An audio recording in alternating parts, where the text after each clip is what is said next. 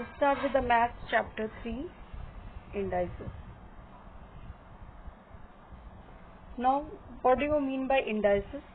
Now, suppose if I write 2 into 2, I can write it as 2 raised to 2.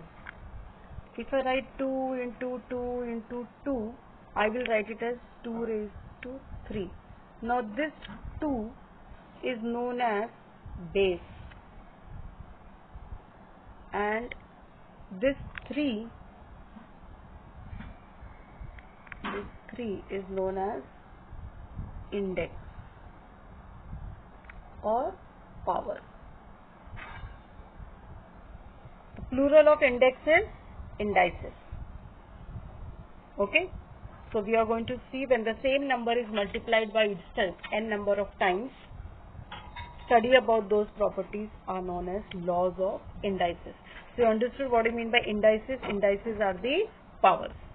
Now we will study the rule one by one. The first rule is a raised to m multiplied by a raised to n is equal to a raised to m plus n. So you can see that this is one number and this is one number.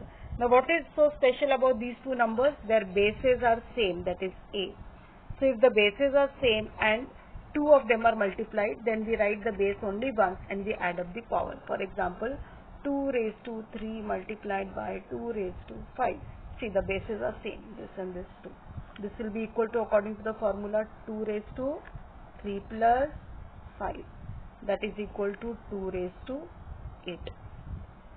Okay.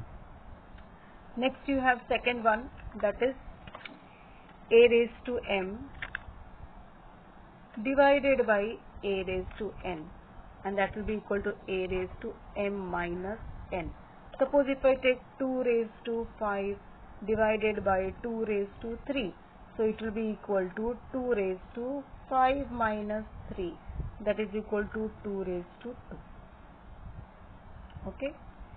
Next one, suppose we have a into b raised to m. Okay, so this will be nothing but just open the bracket, so raised to m will be for both of them, a raised to m into b raised to m. Suppose if I have 2 into 3 raised to 6, so this will be equal to 2 raised to 6 multiplied by 3 raised to 6. Next, if you have a raised to m and whole thing raised to n, this is nothing but a raised to m multiplied by n.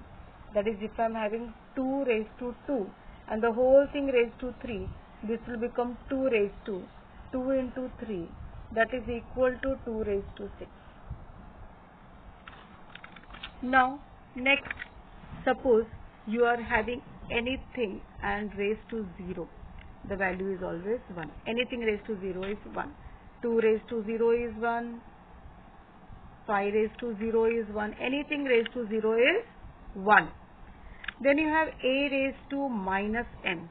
This will be equal to 1 upon a raised to n. Suppose if I have 5 raised to minus 3, this will be equal to 1 upon 5 raised to 3.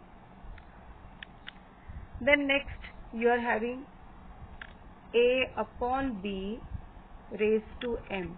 This is nothing but a raised to m divided by b raised to m. Suppose I have 3 upon 5 raised to 2. So this will be equal to 3 raised to 2 upon 5 raised to 2. Then we have a upon b raised to, say, minus m.